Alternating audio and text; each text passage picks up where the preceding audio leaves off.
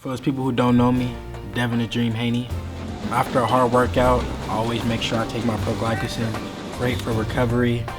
Recovery is a big part of training, and take your pro-glycogen, you'll feel much better.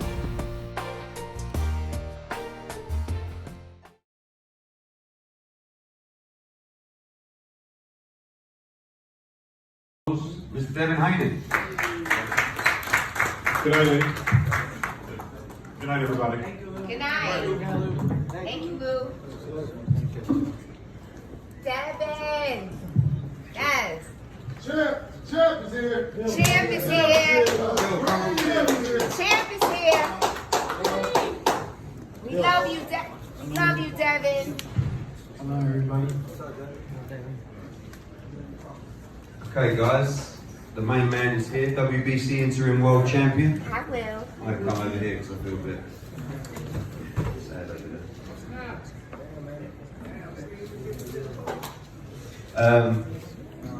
Questions for the champ, guys? Yes. Devin, could you rate your performance from 0 to 10 in your opinion? I would have to go back and really watch the fight, but I feel like I put a great performance on. I really was just warming up. I didn't get a chance to really, let my hands go like I wanted to. Like I said, I was just warming up. I started to let my hands go, and then the fight was stopped. Were you planning to heat up in the 5th, 6th, 7th round? Because we saw you just using the jab, controlling the distance. It seemed like Eddie said earlier, you didn't leave first gear. So. Yeah, coming in the fight, my dad told me just to go in there, use my jab, stay relaxed, let everything come, and that's what I did. I went in there, I started working the body, I started warming up, I started, catching his rhythm, seeing what he was doing, and then the fight was pretty much stopped. Right. Devin, this was tipped to be one of your hardest sort of opponents to date. Do you feel like that in there? Abdullaev, he is a tough opponent. I just went in there, I put on a great performance, and I made him look easy. But if he fought anyone else, he might be a tough fight for him. He was undefeated. He was the number 2 contender. He was a WBC silver champion, and on paper, he was supposed to be my hardest opponent. So I went in there. I trained very hard for this fight. I sacrificed a lot. I have a good training camp, and I went in there and I made the fight look easy. But for anybody else, who knows how if he would give them a test or not. They said maybe his cheek was rubbing. Do you know what you caught him with? Right. It looked like it was a right hook that I caught him with. But like I said, I really don't know. I hit him. I started hitting him with some good shots. I hit him with some good uppercuts, some good right hooks, some good jabs. So I really don't know what shot hit it. But I hit him with a jab, and his nose just started leaking. So I don't really know what shot it was. The doctors said they think it was a nose and a cheekbone, both broken. Hey Devin, we spoke about your last knockout. You got stoppage here. Which one did you like better? 2 different type of knockouts or stoppages? You picked which one you preferred? On paper, Abdullaev was a much tougher opponent. A lot of people were saying that this was going to be a real test. He was going to go in there and make it a dog fight, and he was a very hard puncher. So this performance means more. Of course, the knockout was sensational. It was a viral knockout. But this fight meant a lot more. Now, Eddie and Devin, obviously the fight now being over, everything seems to check out on the medical side at least, from what it seems. Are we going to see Devin back November the 9th in Los Angeles? Yeah, that's the plan. We're going to talk to Bill and Devin. Obviously, in the ring after the adrenaline's going, and they both said 100%, let's go for that. The slot's there for him. I think he's the absolute perfect audience for Devin Haney. Millions of young people watching around the world. I think if you're going to bring someone into the sport of boxing, what Lou said, I don't think these people necessarily will stick to boxing. Well, they won't if they don't see something that makes them go wow. Luckily, we've got something that makes you go wow, and that's Devin Haney. So with these millions of young people watching around the world, if they witness Devin Haney, they're going to be a fan and they're going to stick. So if Bill and Devin say tomorrow, Monday, tonight, November 9th, it's 8 weeks tonight, perfect. Can have a little rest for a few days, and then I think that'll be the perfect platform, sold out Staples Center. I got a question for Eddie. Eddie, is the press conference tomorrow? Or Yeah. You think I can get the first flight out to the press conference out there in LA? You want to do that? Can I come with you? Can I come with you? Sure. Can I come with you too? You know, I'm ready for November 9th. I went in there, I didn't take, hardly any punishment. Of course, I had a hard training camp, so of course I want to take a few days off, but I want to get back in the ring as soon as possible.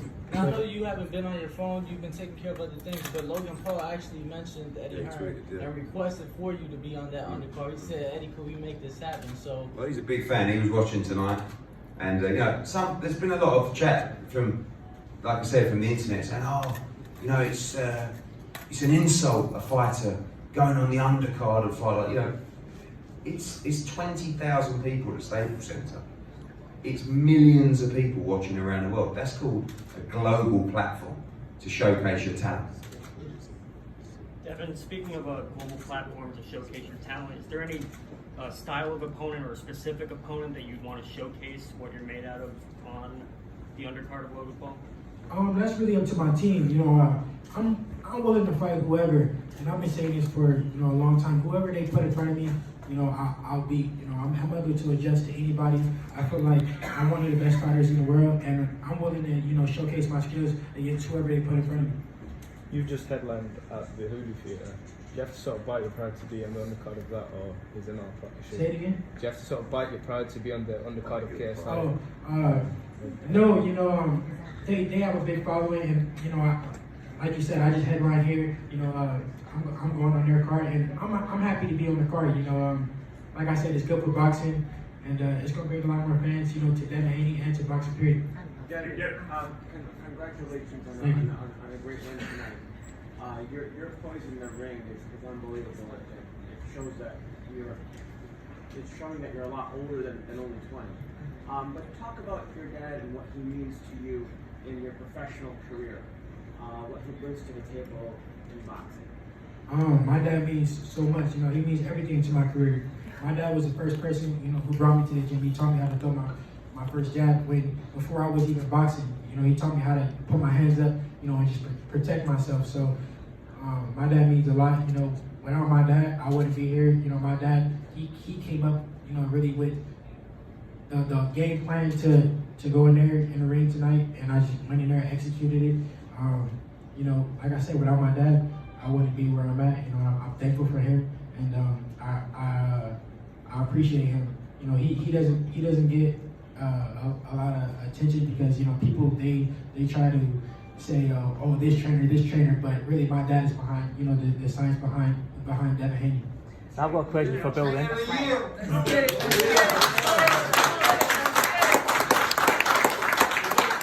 Bill, I see that you're here at 135. How long will it be until you start to move up to 147? My weight cut went actually really good for this fight. I felt great. I'll stay at 135, if I can get a big fight, but I'm not going to stay here, forever. I'm not going to stay here, too long, but I'm willing to stay here for, a little bit longer, because I want to get a title at 135 and then move up. I don't want to, miss the 135 division, without getting a title. I want to be a multi-division world champion, so, it starts at 135. There was a few people here that feel like you too green for Lomachenko. I personally feel like that you would defeat Lomachenko. What do you see in Vasil Lomachenko? I believe I see what you see in Lomachenko, that you could defeat him. But there's some people that here tonight that think you're too green to defeat Lomachenko. Lomachenko is a great fighter. I take nothing away from him.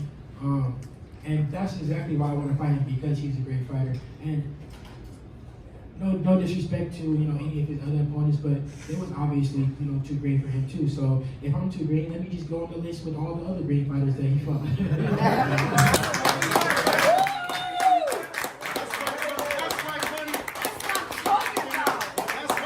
That's why he's the dream. I've got a question for Bill. How do you assess Devin's performance tonight? And a second part to that question, do you feel that he's ready for somebody like Lomachenko, considering his amateur career and what he's done in the pro ranks? I mean, every fight, Devin is getting better and better, and like he keeps reiterating, it's only going to get worse. I think he did great with this fight. I mean, we expected him to go in, and use his jab and break him down. You know, kind of like you know, the Floyd thing. You know, everyone wants, you know, saw the last fight and saw the knockout, and he kind of like, you know, was, you know, thinking about his right hand.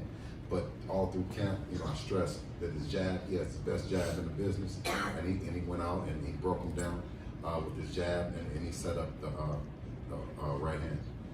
You think he's ready for something like Lomachenko then? Of course. Fight against Lomachenko. If you take a fight in the gunfight, don't that allow Lomachenko to take a fight before the unification match? Well, Lomachenko is already going to fight the unification match. That's pretty much set in stone. There's nothing we really can do about that. So I'm not going to just sit around and wait for Lomachenko. Of course, I want to stay busy. So I'm going to defend my interim world title, and we'll see what happens. Eddie. For your dad, I know you'll fight just about anybody. You'll fight Lomachenko. You'll fight Canelo if you wanted to. But would you rather like see your son fight somebody like Luke Campbell, Richard Gomez, a couple guys that are like up there in the rankings before you just jump right into Lomachenko, or you just wanted to fight with Lomachenko off the bat if you had yours? Well, I mean, we wanted to fight originally Luke Campbell for the title, you know, and that was what we went into it with Eddie in hopes that we could have made that fight happen. I think he's had 5 fights on television now, and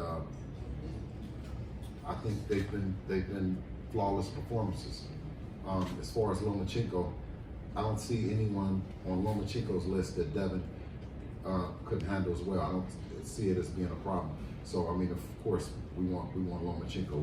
He wants to make the biggest fights and the best fights, and part of the reason of guessing is going with Eddie as well is because he makes the best fights, you know, and I think he's gonna make the fight with Lomachenko sooner or later. One thing that I can say is, if I'm just so easy, if I'm so green, and if I'm not ready, why not just fight me and beat me? Get me out the way. That's not true. If I saw somebody and it was just an easy payday and it was just something, I would fight him too. So why not just fight me and get me out the way? I'm talking a lot. I'm making a lot of buzz. I'm calling his name every single day. I DM'd him on Instagram.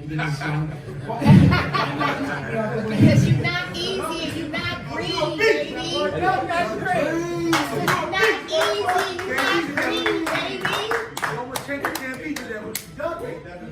Not easy, you're not Question green. for you, Eddie. I mean, you've brought a couple of American fighters over to the UK. When do you think we can see Devin on our shows? Well, before it starts getting too expensive. I'd love to get him to the UK. You know, actually, after the fight, I went on social media. He was trending #1 in the UK. I know that's Which right. basically, obviously, it was live on Sky Sports tonight. There's a lot of people staying up to watch it. It's 4 o'clock in the morning, and every boxing fan in the UK is staying up to watch it. Now, I'd even like to take him to Saudi Arabia and box on the Joshua. I mean, there's so many things that I want to do, and part of the plan is to box him all over America as well. You know, we've done Washington now, we've done New York, now we do LA, but there's also the UK, there's the Middle East, there's Asia. You know, when you talk about building a global star, this is what I keep saying about Saudi Arabia. You know, people moan about Saudi Arabia. It's another world out there. America's a great country, so is Britain. But it's a big place, you know, and the people in the Middle East, the people in the Far East, you know, the people in Asia, everyone can be a Devin Haney fan. That's right. So I feel like if you're selling boxing, this is the person that you want to showcase. Yeah. What time is it? What do we need?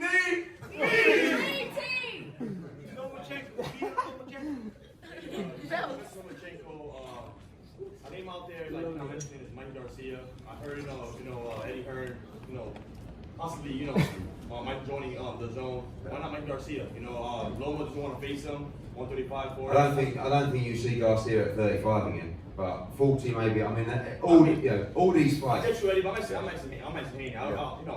Hey, what do you think? What do you think? I mean, Mike is a name out there. Yeah, like, what do you think about Mikey? I really don't know what weight class he's gonna fight at. I heard that he was coming back at 147, but like I said, I can say this, over and over and over again. I'm not turning down no smoke. I'm willing to fight the best fighters. I'm willing to fight everybody. I want to showcase my skills, and I'm ready for whoever. He was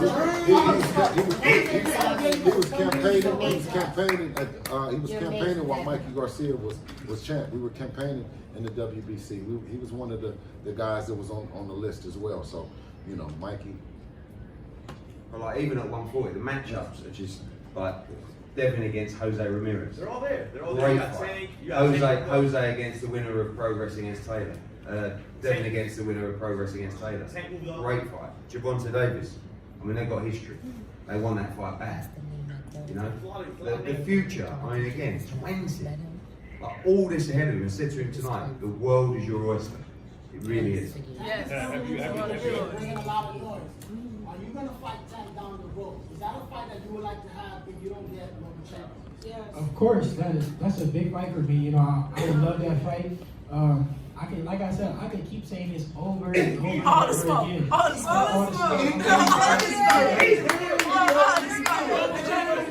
See, so that you have a relationship with Floyd Mayweather.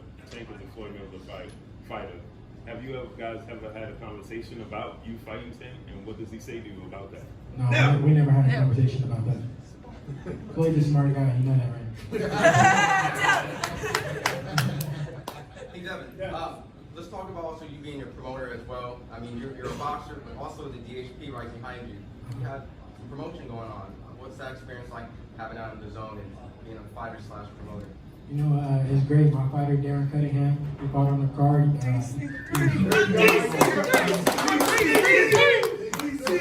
He's somewhere around here, but you know, he went in there, he got the rounds in, and you know, I'm happy for him. And his only to start. You know, as I get bigger, you know, my company is only going to get bigger, and you know, I'm just happy with the way everything is going. That's right. That's quite blessed. How would you like to showcase your talents in the Bay Area?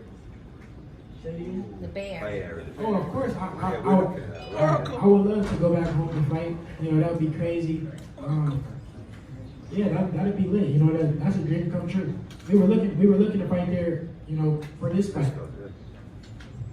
Now we know that you had back and forth with Robert Easter. Is that a fight that you pursued? No. I remember the time I wanted to fight Robert Easter, and he was acting like I didn't exist, and he was like dissing me, saying, "Who am I?" and nobody knew me. So guess what? Who is that? I don't even know him. Exactly. I love it. Yes. Alright, guys, we have two more. Dev, another fight that you've had before in the amateurs is Ryan Garcia. He was supposed to fight tomorrow, fell out. He'll fly over there now. You can fight him tomorrow night. No, yeah, you're exactly right.